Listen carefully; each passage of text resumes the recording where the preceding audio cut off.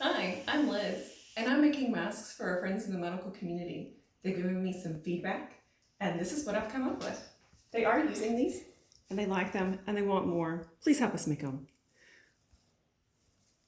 This is a wide pocket up at the top that allows for a surgical mask to slide right in.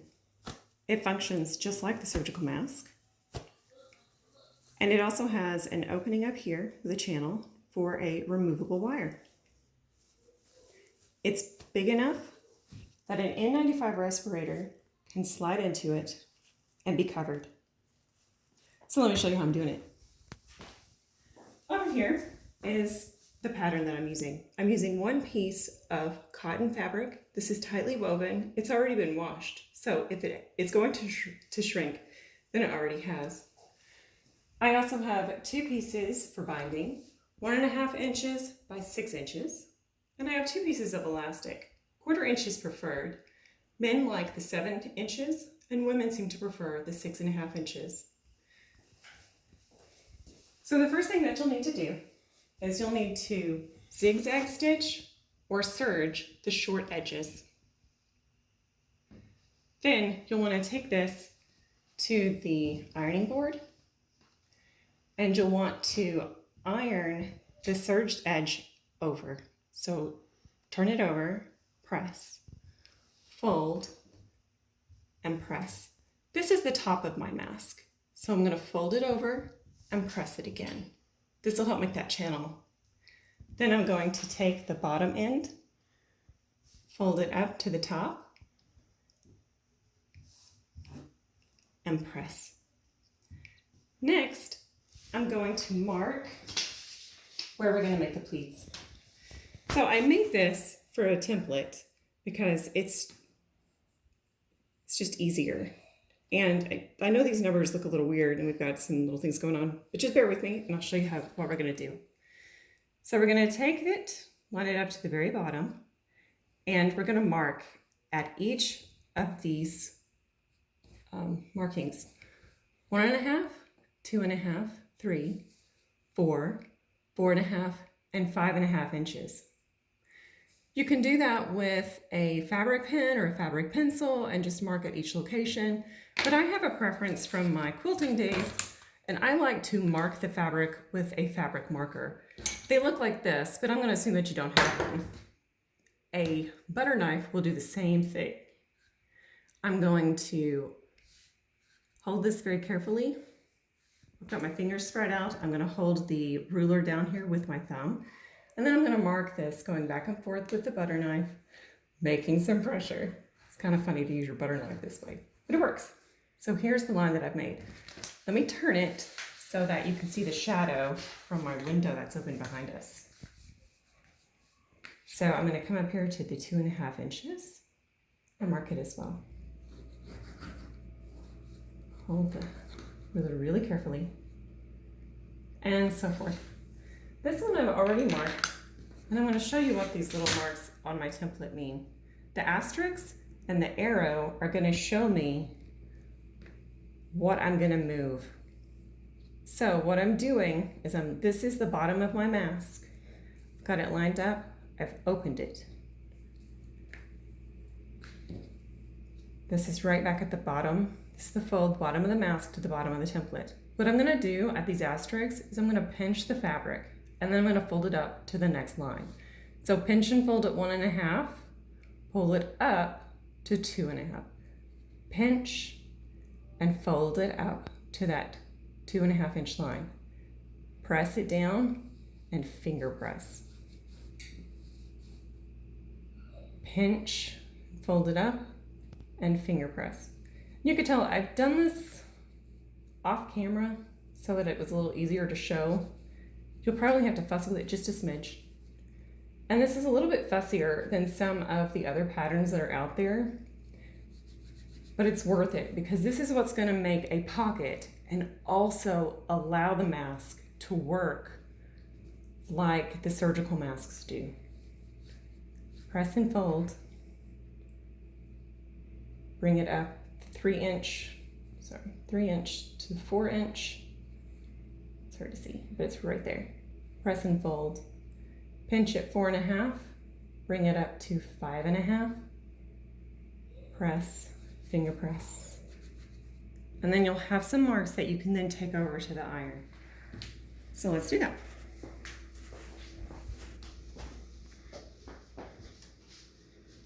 So I like to start at one end, and that's the mark where we pressed and folded with our fingers like this. So when I iron it, I'm going to be really careful to only put the edge of my iron right here and not go over any of these places that we've marked and pressed and fold. So right over that edge with the iron. Now I'm going to bring the next one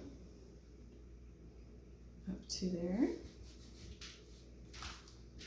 and press it down with the iron.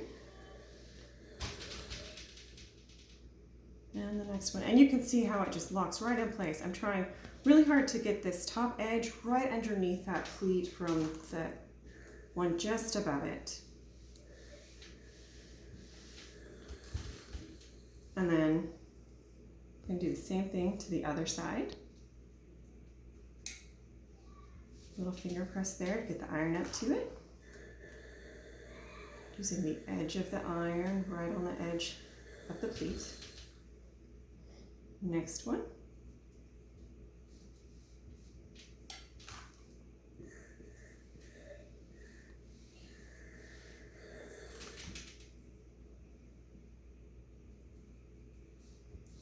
And the final one.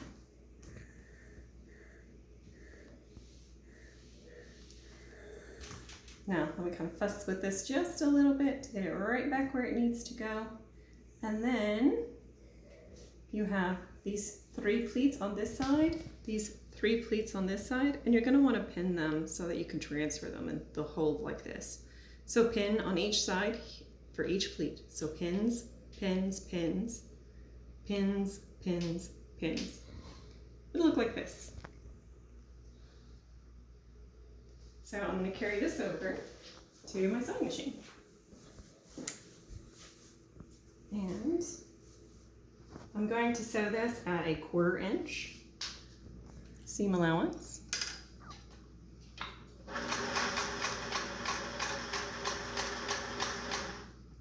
Be careful to remove the pins.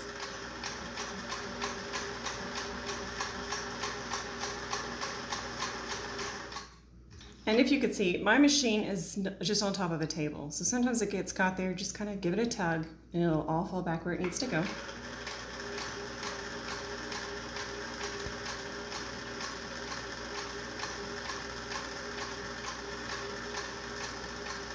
And sew down to the edge. And do the other side. You can backstitch. I know some of you have noticed that I don't. I'm going to cover that from my quilting days. I know that I don't necessarily need to. It's just not a habit that I always have. So we're going to end up with this piece. You're going to sew both ends. This one has already been sewn. Next up, we are going to do the binding. So I'm going to fold this in half. And I'm going to see if it lines up well. If you need to, if things have shifted after sewing down the pleats, then you can just take it back to the ironing board and kind of iron it and then get it all back to where it needs to go. The iron can cover many problems in sewing. So I'm going to take this binding piece. This is the back of the mask. This is the place that we've made to hold the wire. So I have the back of the mask on top. I'm going to put the front of the mask onto this binding piece. I'm going to line it up to the edge like that, leaving some up at the top. And I'm going to grab my elastic and place it close to the edges here and also close to the edge here. Then I'm going to fold this down and I'm going to pin all of that together so that nothing shifts while I take it up to the sewing machine. Just verify it real quick that it looks good. Maybe hard to see on camera. And then I'm going to sew it down. I want to sew just just wider than 1/4 inch this time to make sure that I stay to the inside of my seam allowance here. So, hang on, let's shift it. I've got my needle down. I'm just going to lift this back up. Tuck everything back where it needs to go. Make sure we're good to go. If you need to, pin as much as you need to. And let's sew. We're going to back stitch on this, making sure that you've got the elastic under there. You want to anchor the elastic with this back stitch. So forward, back, forward. And I'm sewing just to this side of my first seam allowance. Now I'm stopping before I reach the end. I'm going to do one more stitch. This is about 1/2 inch to the edge of the mask. So what I'm going to do is I'm going to cut off this excess to where it is also about 1/2 inch. And then I'm going to grab my elastic. So if you see here, the elastic is laying flat right now, and I don't want to lose that position. I don't want it to twist. I'm just going to carefully pull it, keeping it in that same position over to here. My needle is down. I'm going to lift up my presser foot. I'm going to put my elastic here close to the edge and fold that piece of binding over it. Pin it if you need to. I can feel that the elastic is where it needs to be. I'm going to put the presser foot down and sew. Making sure to back stitch over that elastic to anchor it there down. Then that side is done. Looks a little weird. I'm going to do the same thing to the other side, and I will end up with a piece like this. The next part, I'm going to grab this piece of binding and pull it. Just grab it and pull it out. And it looks like this. So next, we're going to fold it. I like to run my fingers right along this edge right here. It'll help tuck down these corners. So I've got it pushed down. I'm going to put my thumbs there to hold it. Fold it in half, right up against that seam, this edge right here. And then I'm going to fold it again to where it covers that completely. And then I'm going to sew. Actually, I'm going to iron this down. It'll be so much easier to sew if it's ironed down. Even if you pin it, it's going to wiggle around on you. So if you iron it down, it'll look like this. Ta-da! That's so much better. Now we're going to sew it. So I'm going to put my needle right into that, and then my presser foot down, making sure that these threads are behind where I can grab them. This is really thick now, so sometimes you might need a little bit of help to help pull it. So I'm going to hand turn my needle here with the knob, and then I'm going to back stitch and continue sewing. I didn't have any trouble there, but if I did, then I would have just pulled, it's hard to see, I would have just pulled on these tails to pull it all the way through. So I'm going to make sure my fabric is where it needs to be. And I'm going to continue sewing close to the edge here.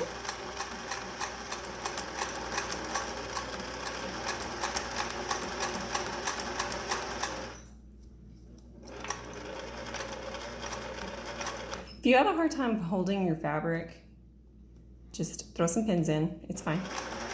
It may shift just a little bit, that's okay. Back stitch, and then we'll do the same thing to the other side. And get this off the machine, and you'll end up with a piece that looks like this. So you see how that binding just went right over the edge and it hid all those raw edges. Now, elastic is getting a little bit hard to find. So if you need to make an elastic that is in a loop or needs to go through a channel where you just put it on a safety pin and run it through, this same pattern, you can do that with it. You don't have to put the elastic down. You can do it later and run it through the channel. So one thing that I'm seeing is people using something like a hair tie, or just imagine any piece of elastic that's already been tied like this. If you use a hair tie and you don't want to cut it, then you can just slide it right here into the edge there of that seam. It's a little bit fussy. And then sew it like this. If you have a zipper foot, it's going to be a lot easier. If you don't have a zipper foot, this is the binding piece. It is 1.5 inches by 6 inches. Cut it 2 inches by 6 inches, and that'll give you some more room if you need that. If you don't, and you just want to sew it down and then run the elastic through with a safety pin, you can see that it leaves a channel there from end to end. You'll be able to do that. So next off, I'm going to make the channel for the wire. So I've marked where the middle is on the top of my mask by folding it in half and placing a pin. So what I'm going to do is bring it to my machine. And this is too thick and bulky and really hard to sew. So I'm not going to try to put my presser foot over this back part. I'm just going to line it up as far back as it'll go. Needle down. This is the piece that we're working on right here. So needle down close to the edge to sew a channel. And backstitch, staying close to the edge on this side. So when I get to this needle, I'm going to backstitch, leave a gap there. Okay, now my needle is up, press your foot up, hold it to where this pin is behind the presser foot. Put the presser foot down and backstitch and stitch onto the end as far as you can, trying to keep it close to the edge here so that you'll make sure that you leave a channel. And then you'll just want to trim your edges, trim off all your threads.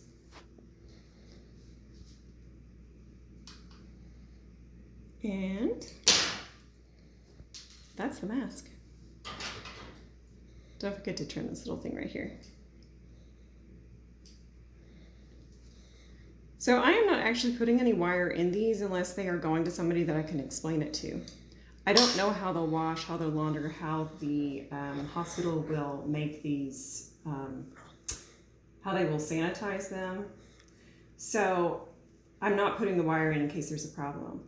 But I know that the word is getting out that you can put wire in these, and so I'm hoping that they'll see them, that they'll recognize that a wire can go in here, and then they could put something in it like the twist tie from some bread or something. So here's the mask, all complete. And whoop, I don't do this every day. So there you go. Please join us in making them for the medical community. They really need them and they appreciate it. Thank you.